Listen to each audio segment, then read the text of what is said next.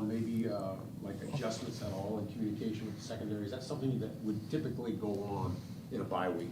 I would say probably communication within the entire team, not just the secondary.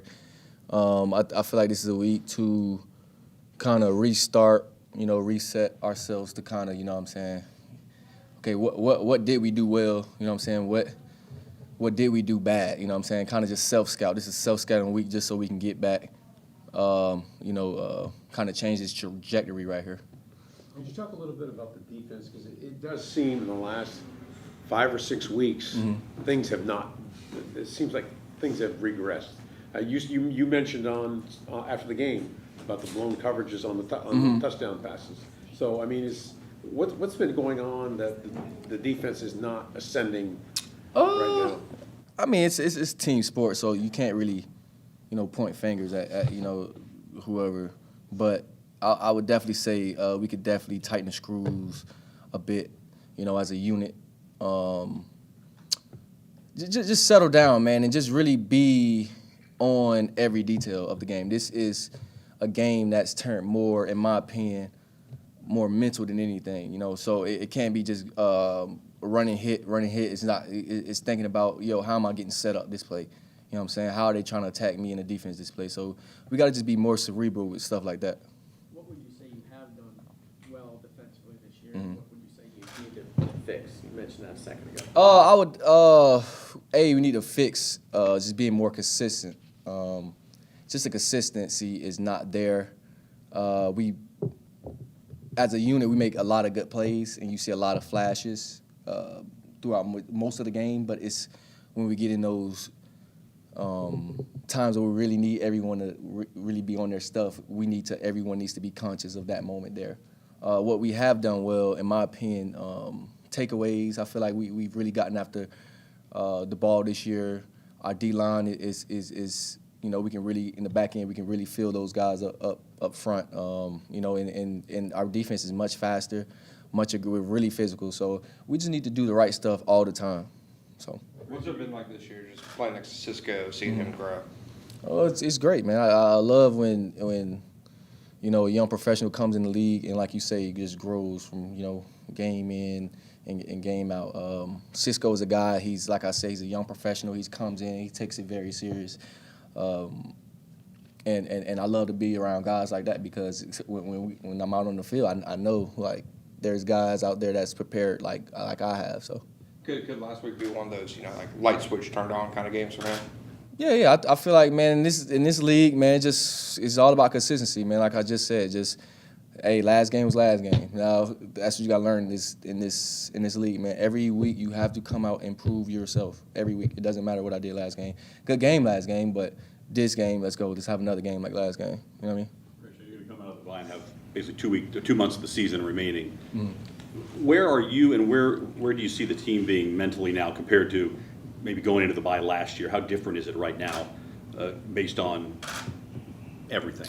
I mean, honestly, I can't even remember back to last year. So, I mean, but going into this year, going into this bye, I mean, I'm just always looking to improve. Like, that's just what it is. I improve. However that may be, whether that be more film study, more recovery, physically, whatever. I'm just looking to improve. And that's where kind of the mindset and headspace of the team is right now. I believe that self-improvement is the first step to kind of improving the team. So if you're good, come and search yourself into the team, and ultimately the team will, kind of find its way to being on that path as well. And not to harp on last year, but this time last year, things were really starting to fall apart. There seems, despite the record, there seems to be a pretty good amount of stability right now. How much easier is it in this environment to be able to do some positive things, coming back after the bye? I mean, I wouldn't say it's easy. I mean, it's hard. Every day I walk into this building, man, it's hard. So it's gonna be hard. It's just simple as that. It's gonna be hard. Same as last year, it's gonna be hard. Even if I was on a good team right now, it'll be hard to do whatever we need to do because it's the National Football League. The margin of error is very small in this league. So whatever we're doing from this point on, man, we just gonna have to do it discipline, and be relentless. Everybody early in the season, and you guys were 2-1, everybody was thinking, okay, this team's ready to turn the page and, flip the switch and really take off. You still sense that this team is closer than maybe the record would indicate? Yeah, absolutely. I mean, we got 7 games left. We sitting at 3-7. I mean, we can finish with double-digit wins, but like I said, it's gonna be hard. It's gonna be hard, man. So everyone just needs to be on their stuff. Really be dialed, man. You got to be dialed in this league, bro. It's like I said before, man. Its margin of error is small, and it's been killing us lately. You know what I'm saying? So, and I mean, we do have a young team, but we get paid. You know, man. We get paid to do what we do. So you got to come out here and perform. It seems like every week you have 1 or 2 like splash plays, a really big play. What has kind of changed for you this season? I know coming off of the injury, you said you had a lot of expectations way back, in training camp. I know I keep saying this word, but consistency, man. That's all I think about. Literally, that's all I think about. Just coming here and like you say, I gotta do that every game. If I'm the guy who I think I am, who my team thinks I am, I gotta do that every game. So. Yeah, man. We losing, so I mean that doesn't make it better. But I like to get just more of that into the defense, and we'll see how it goes. Do you feel like when you do have one of those plays, you kind of spread that around and it inspires other guys to step it up? Yeah, absolutely. It's contagious. That's just like if not only me, if Josh Allen makes a play, that's gonna make me want to make a play. I see my guy here balling, I'm ready to go now. You know what I'm saying? I see Foye come down, make a hit, I'm ready to go. Like, you know what I'm saying? They see me come down, make a hit. That's just setting the tone. Like, and that's what I say every game. Like, I want to be a tone setter. Like, I want to be the one who ignites that fire within my unit to, hey, let's go. You know what I'm saying? So. Doug mentioned yesterday that the headsets malfunctioned on the Kadarius Toney touchdown. So could you describe what it was like for you on that play? Were you guys getting, when you guys went and talked about it afterwards, were you guys getting 2 different calls? Yeah. So, like you said, the headset had, it went out for about 3 plays down in the red zone, and we were basically just trying to remember as players because there was no more communication from player to coach. So now we had to, honestly, the safeties didn't know that the headset didn't go out. So when we did realize, we tried to collectively come together and call a call that we had been practicing all week in practice. But the communication was just bad. To hurry up, it was tempo with it too, so it was just like it was a bunch going on. Motion with it, so it was just a bunch going on. That's the other thing I wanted to ask you. Okay, Kadarius goes in motion, Yeah. and nobody went with him. Yeah, And in a situation like that, even if there's confusion in the headset, you would think somebody would have noticed it. I mean, yeah, if everyone was in their head playing the same defense. Now, when you got people playing 2 different defenses, the guy who's supposed to run over, he would in the right defense, but he thought he was playing a different defense. So it just is what it is. It's a bump. I'm sorry, could or should someone have called timeout on the field? Do you guys have the ability to do that? No, I don't mess with timeouts. I leave that to coaches and the quarterback. I don't mess with no timeouts. So. Is there anyone on the field that does have that ability that, no? I wouldn't say, no. I wouldn't burn a timeout out there. I just wouldn't do that. That's not. You never know when you're going to need a timeout. So I just, no, not in that. Offense, yeah, maybe delay a game, something like that. In that case, you just hope the quarterback may not look over there, but you playing the best quarterback in the league. So he's getting over there. You know what I'm saying? Great. A little bit different off topic here, but you ever play on a field that you don't want to play on, turf-wise? Turf-wise? Turf, I don't like playing on turf, like, at all. So all turf, I actually hate turf. So it's just bad on my bones. My bones are sore my joints are literally sore after every time I play on turf. Yesterday I played on grass, felt great. Practice on grass here, I feel good. Turf, I just don't like. There's a lot of injuries that come with turf and everything. Did that factor into your decision to come to Jacksonville? Nah. No. Yeah. Okay. Nah. But do you understand why they're calling, NFLPA's calling for 6 venues to pull up turf? Okay. I heard they just have bad fields, but I mean I agree with it because turf I just don't like. It's concrete. I mean I'm getting slammed on concrete. Doesn't feel good. If you were weighing two pretty equal offers, Mm-hmm. would you choose the grass field? I did have 2 equally offers, and it was actually had an offer bigger than here, and it was Florida. Yeah, so I got to come to Florida. So I'm a Florida man. No state income. Yeah, right there you go. Without Shaq for the last few weeks, how do you feel like you guys have done as a secondary overall? I feel like we did pretty good. Next man up mentality. We had young guys come in, and it still looks, it looks the part. Obviously, we would love to have Shaq. He's one of our playmakers here on the team, but this is the National Football League. Next man up, man. That's just like me. I went down last year. Next man up. It is, you know what I'm saying? It's the nature of the game, man. It just is what it is. So, but we definitely love to have him back. How valuable is that experience for a guy like Buster?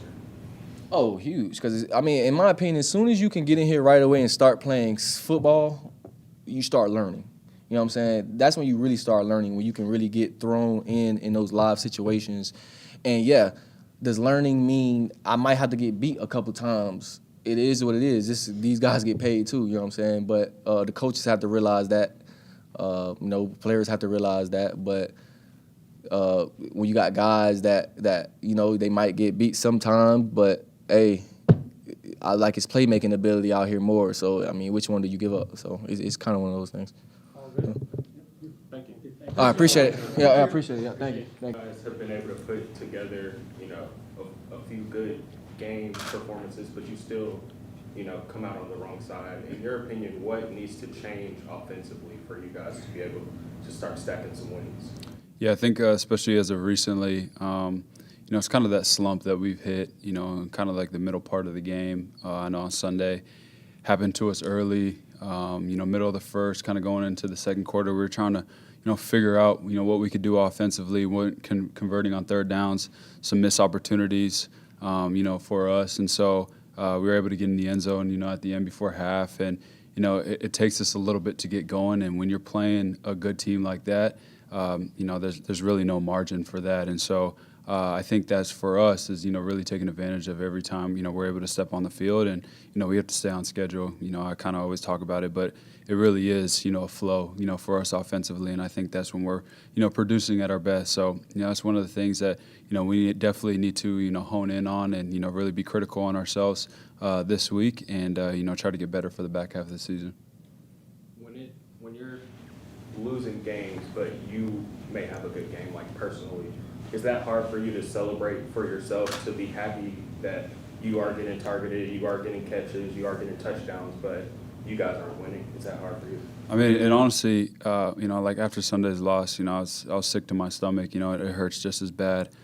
Just because, me personally, I do that so we can win the game. I feel like if I'm playing at my best and, I'm trying to make every opportunity, make the best out of it, then it's going to help put us in a position to win a football game. And I really, believe that, me along with a lot of other guys on this team, have that kind of impact. If you play your best, there's a higher chance of us being able to win the game. And so, it hurts you when you put all that into it and then you're not able to come out on, the other side. Because at the end of the day, I'm sick and tired of losing, and I know everybody in this locker room, everyone in this building wants to win a lot. So, that's how we work, that's how we approach it. So, like I said, we're just going to keep working towards that. Last couple of games, it seems like Trevor's been a little bit more efficient with the ball, avoiding the turnovers. Could you talk about the throw on one of your touchdown passes where it was literally had to throw it like across the field?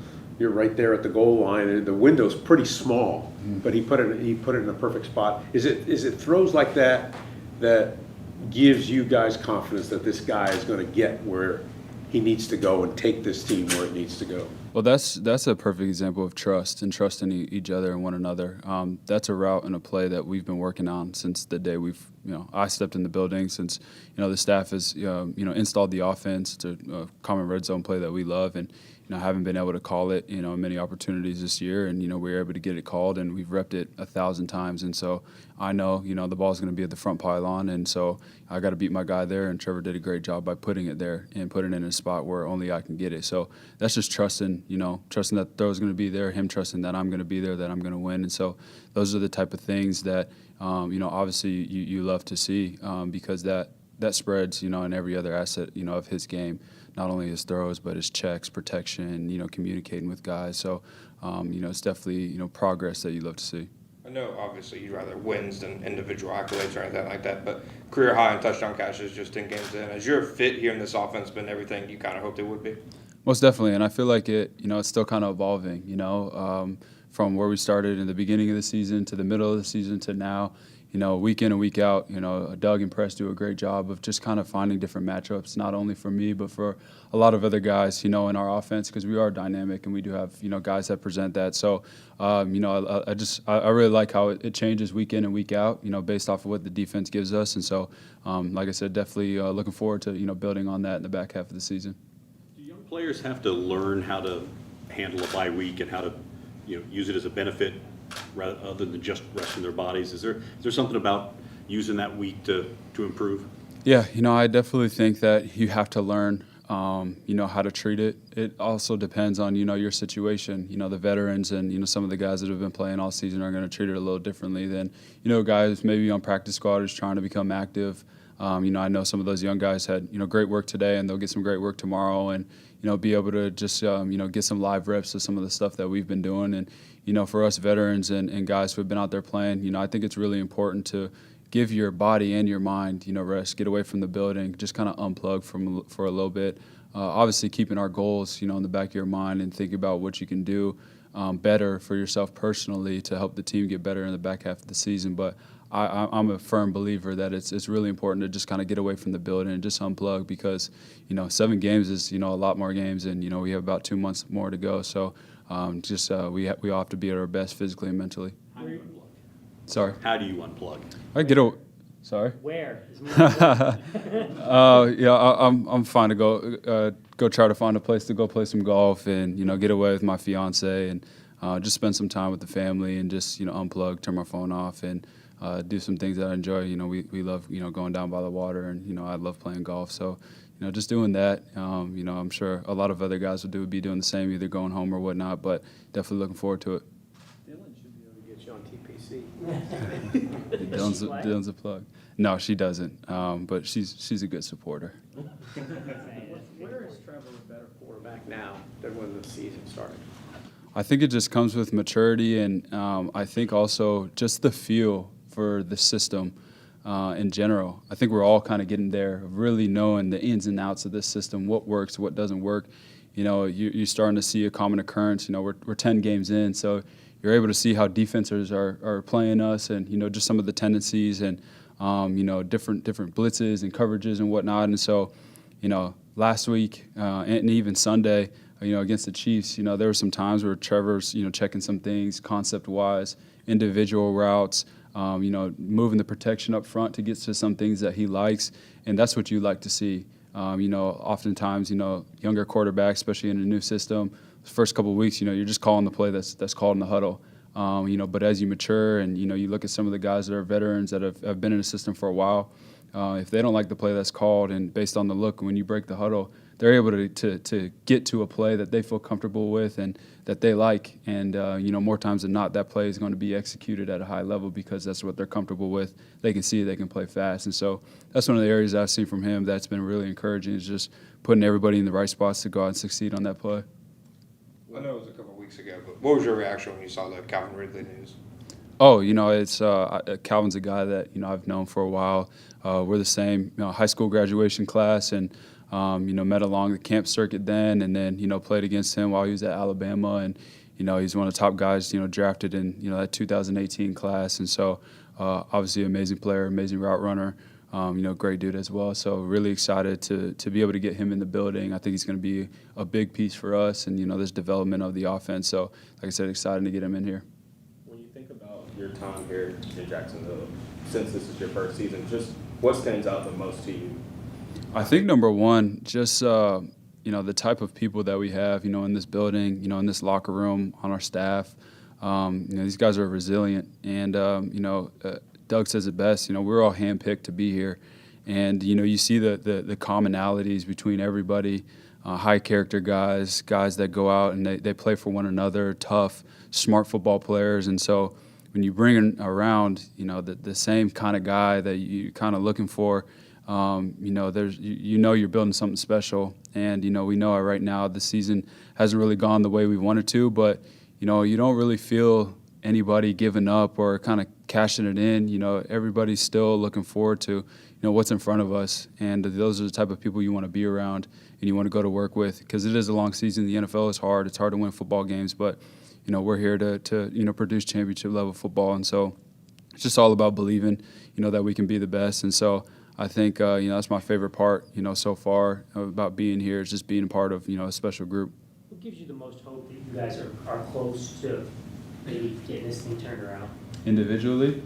or collectively? Yeah, I think, you know, as a group, and I can only, you know, necessarily, I feel like, speak for the offense, but just our progress, and, you know, when we meet as a group and, you know, we go over practice and we sit there nights before the games, and just our mentality, and, you know, just looking back on, you know, stuff that we've done earlier in the year to where we are now. You know, you look how far we've progressed, and yeah, maybe, you know, we haven't won as many games as we have wanted to, but we are getting better. You know, I can confidently say that we are getting better, and, you know, it's so close. And so, you know, we just got to keep working. But I know offensively, we're a talented group. We have the right guys in that room, and so we're just going to keep on getting better and keep on making plays.